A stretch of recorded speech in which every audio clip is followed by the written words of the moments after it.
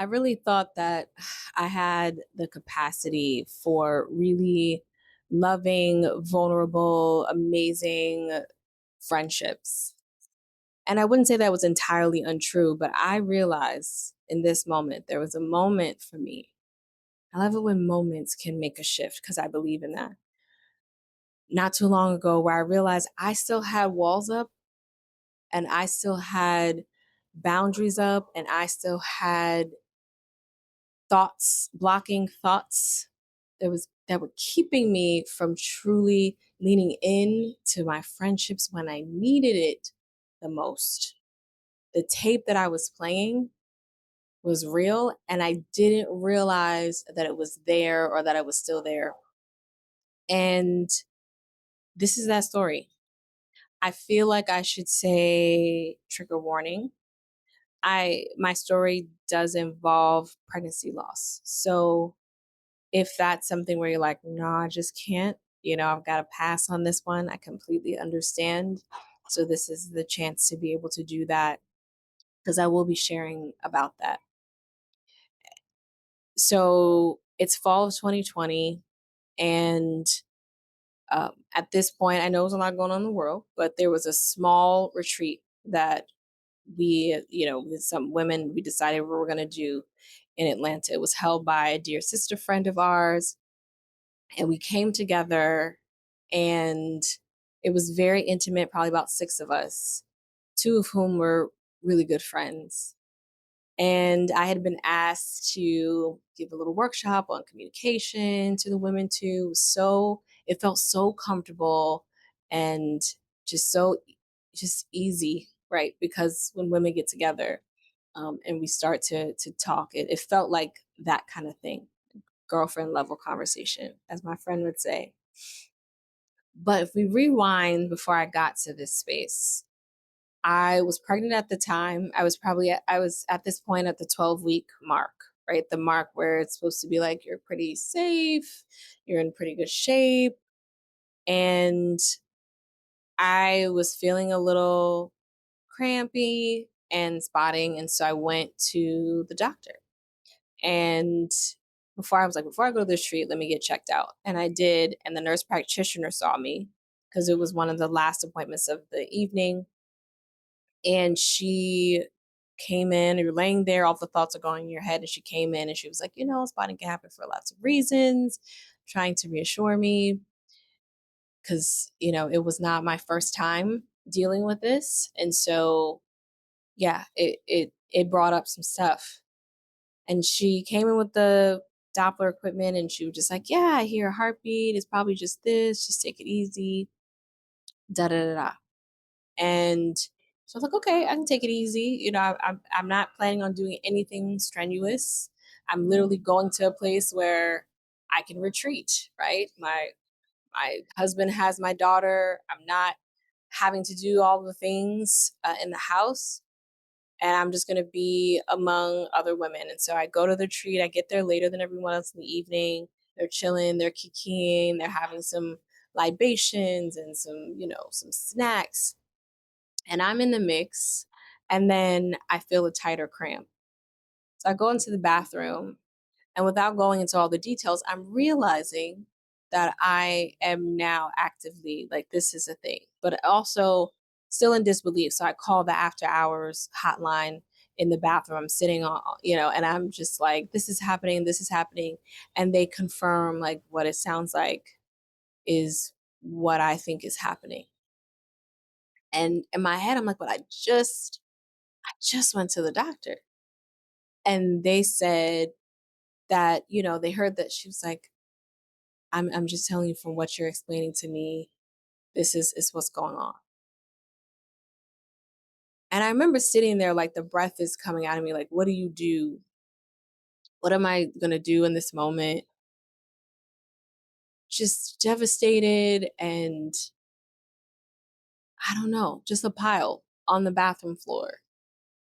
And what's happening in this moment, right? That just this, and I remember this distinctly. Some things will fall out your memory, but this I remember distinctly. There was this juxtaposition, right? This contrast of me quietly sobbing on the floor of this bathroom, and women in the living room and kitchen area laughing and having conversation and just enjoy, like, joy. And the the juxtaposition and contrast of, like, my devastation in that moment, my fill in the blank of something I can't even describe exactly what I was feeling, because it was a mixture of so many things, and the joy and the laughter that was happening right outside the door.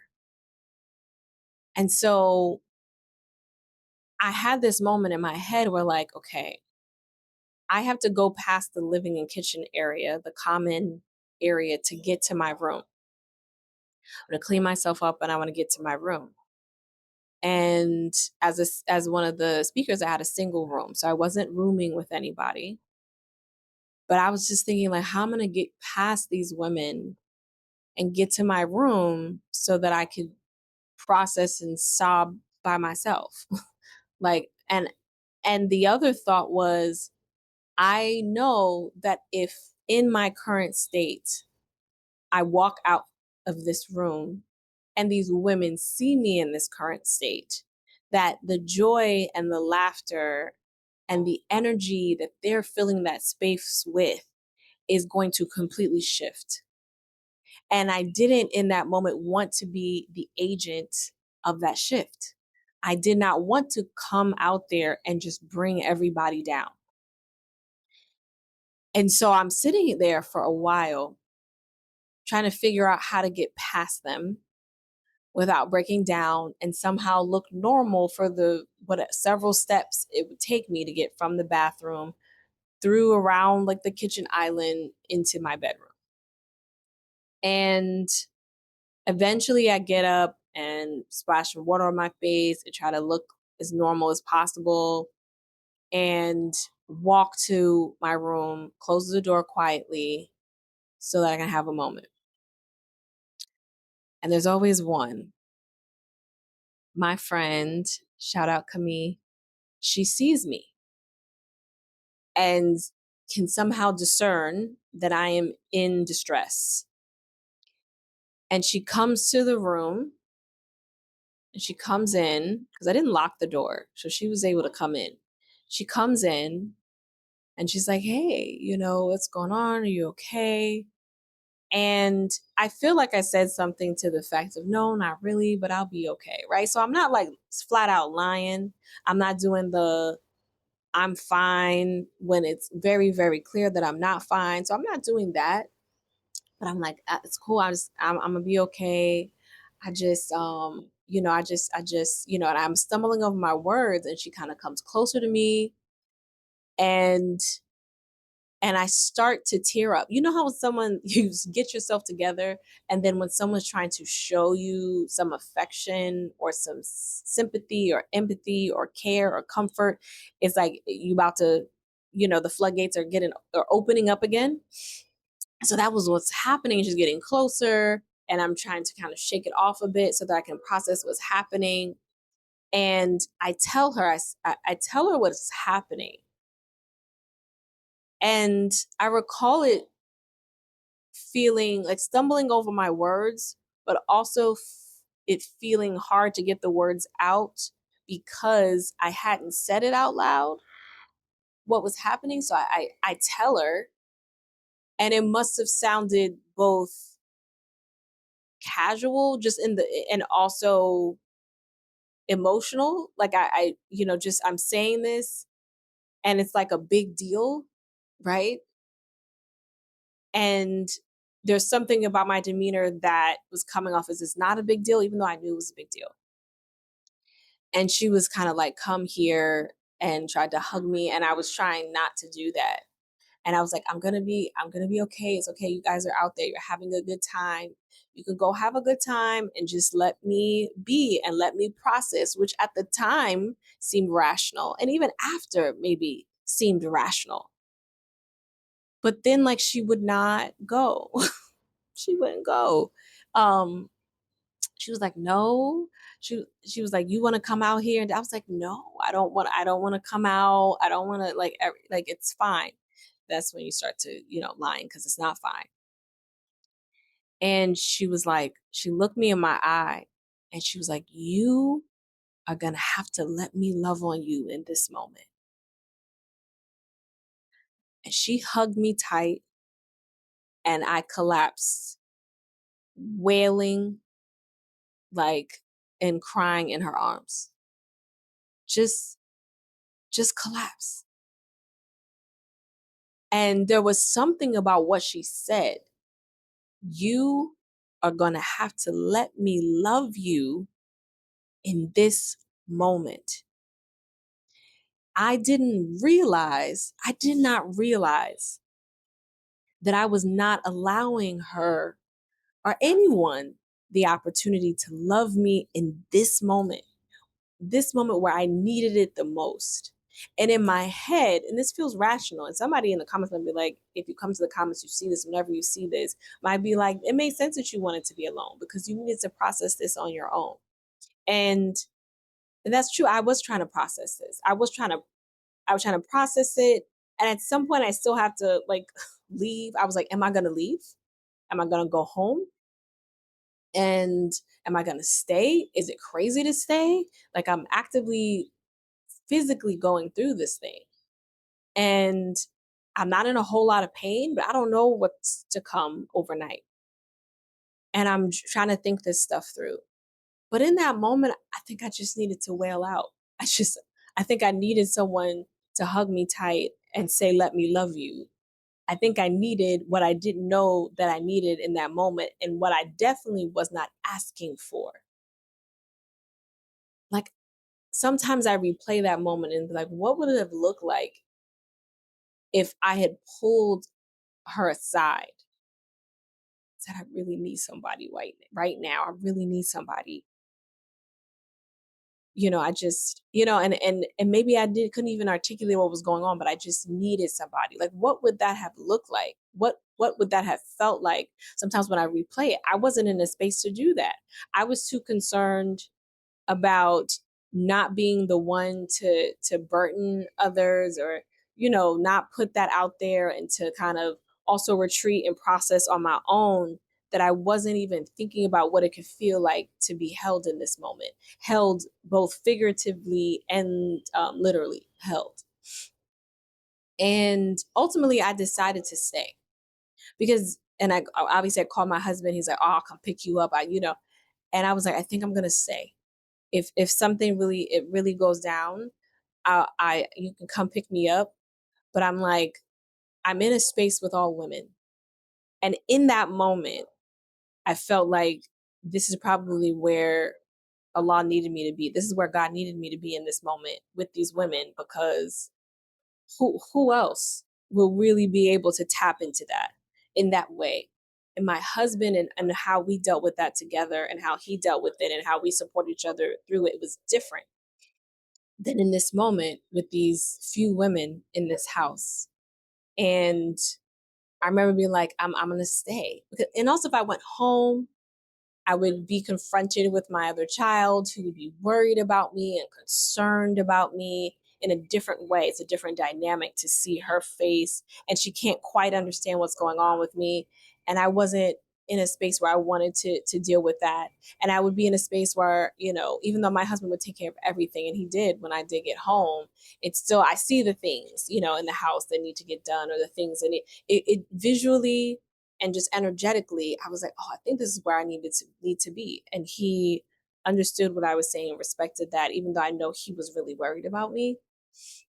But I was like, it took that moment. That is the moment I realized that was not, I had walls up around receiving that I did not realize was up.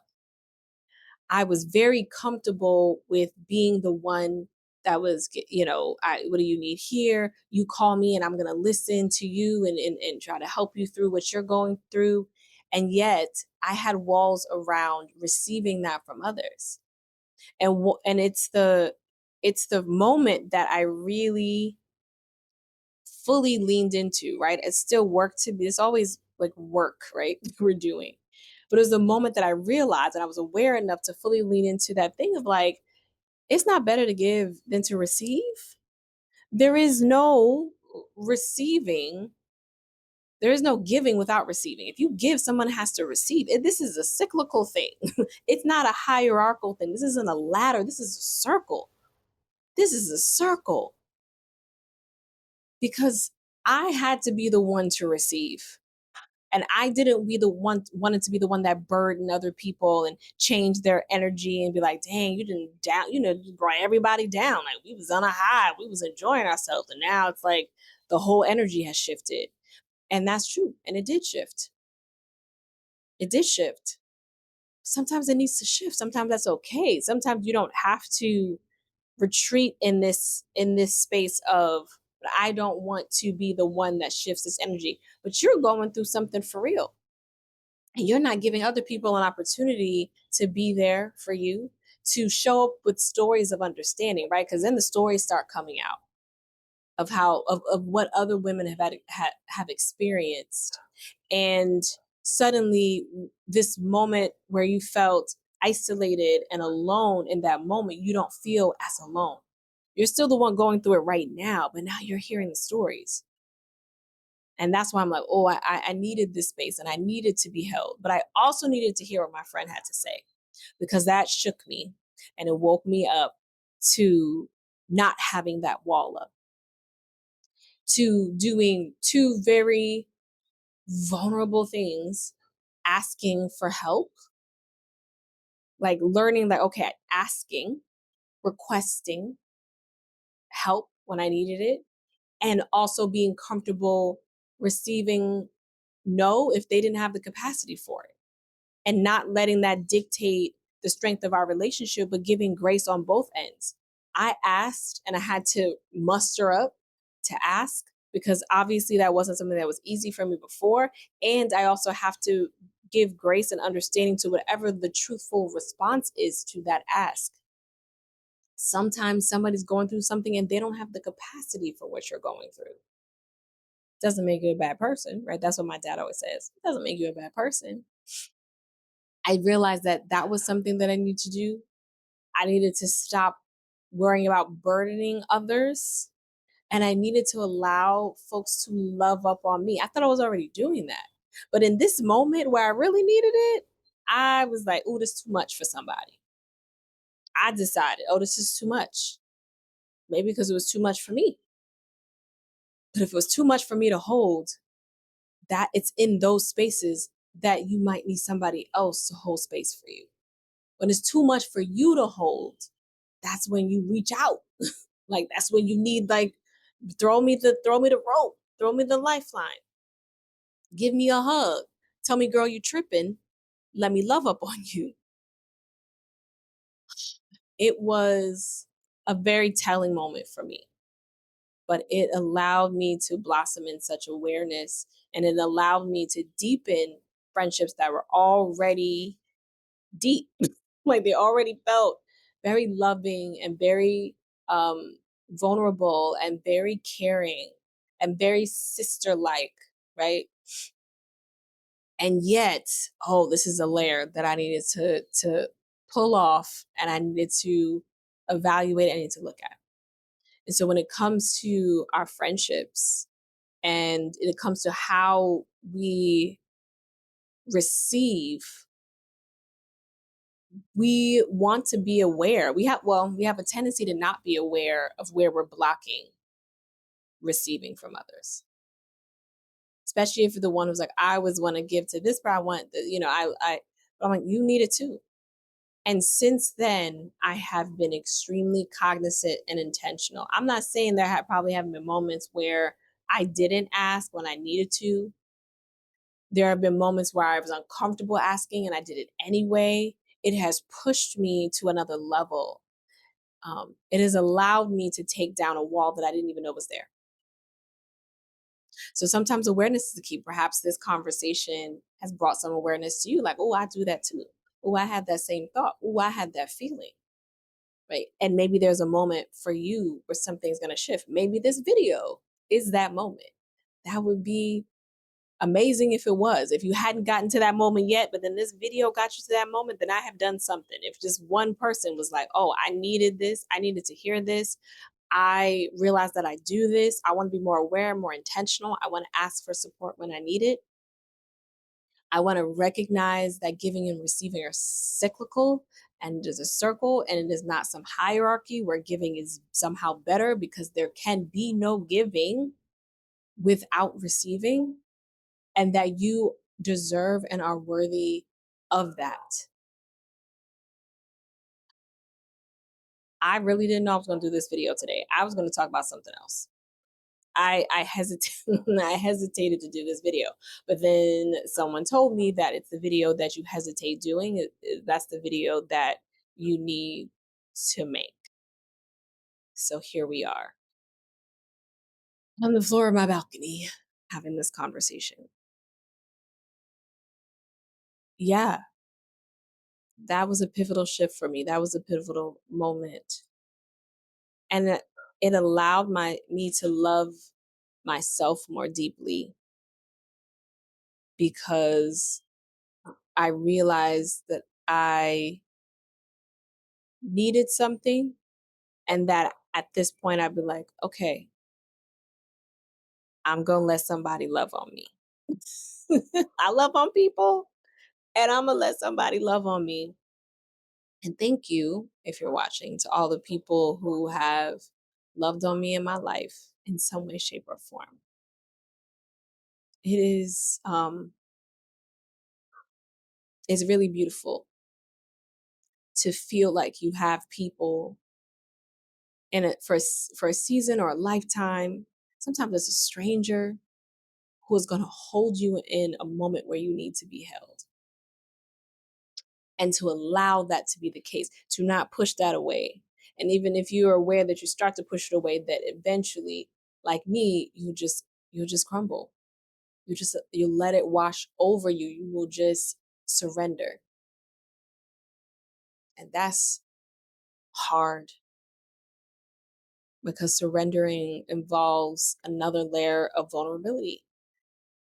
Told you I thought I had this vulnerability thing kind of on lock, and then realized that I had some work to do and I had some things that needed to change. So that's what I have for today. If something resonated with you, just let me know in the comments. And I'm happy to hear and to read what it is and to continue that conversation with you. If something hit you about this video and you liked it, um, you can show that as well. And if stories and insights around how we have deeper and better and more feel good relationships with self and with our partners and with others, if that is your jam, if that's your vibe, then I invite you to subscribe for more. Thank you for listening. Thank you for getting to this point. If you've gotten this far, welcome to those who are new. Welcome again to those who are showing up again, who've been here for a little bit, because I'm on this daily video journey for 100 days. Okay, your girl's out here. I appreciate you, and I will see you tomorrow.